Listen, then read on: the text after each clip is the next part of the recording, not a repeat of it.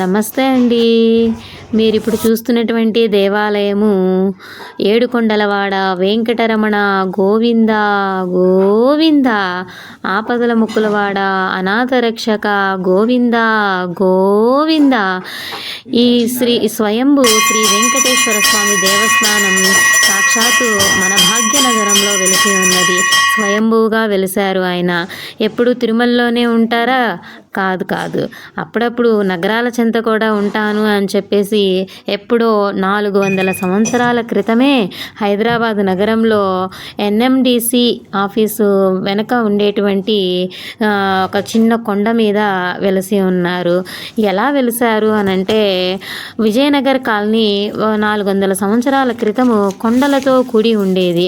ఆ కొండల్లో అక్కడ చుట్టుపక్కల నివసిస్తున్నటువంటి ఒక ఇంటిలోకి దొంగ ప్రవేశించి ఆ ఇంట్లో ఉన్నటువంటి వస్తువుల్ని తీసుకొని వెళ్ళిపోయాడంట. అయితే వెళ్ళిపోయినప్పుడు ఆ యజమాని వెంటనే ఆ దొంగని తరుముకుంటూ వెళ్ళగా ఆ దొంగ కొండ గుహలోకి దూరినట్టు కనిపించాడు.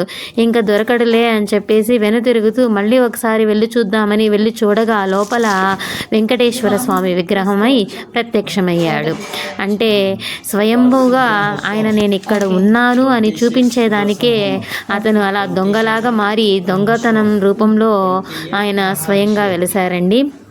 అయితే ఇంటికి మళ్ళీ పడుకొని చూడగా అన్ని వస్తువులు అక్కడే ఉండడం నిజంగా గమనించదగినటువంటి విషయం. పూజారి మాటల్లో వినండి.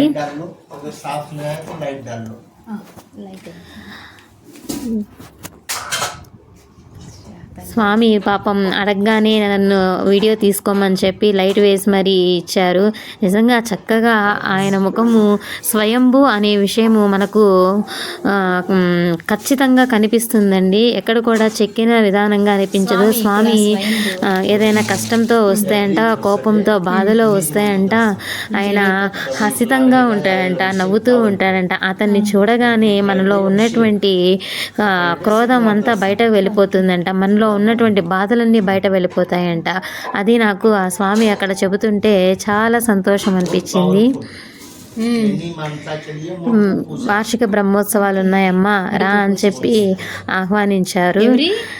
ప్రతి ఎవ్రీడే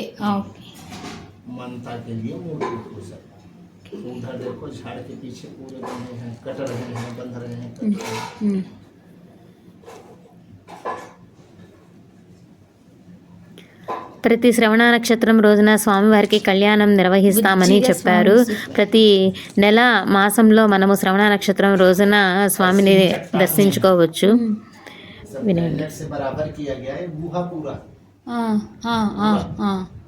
షేప్ కరే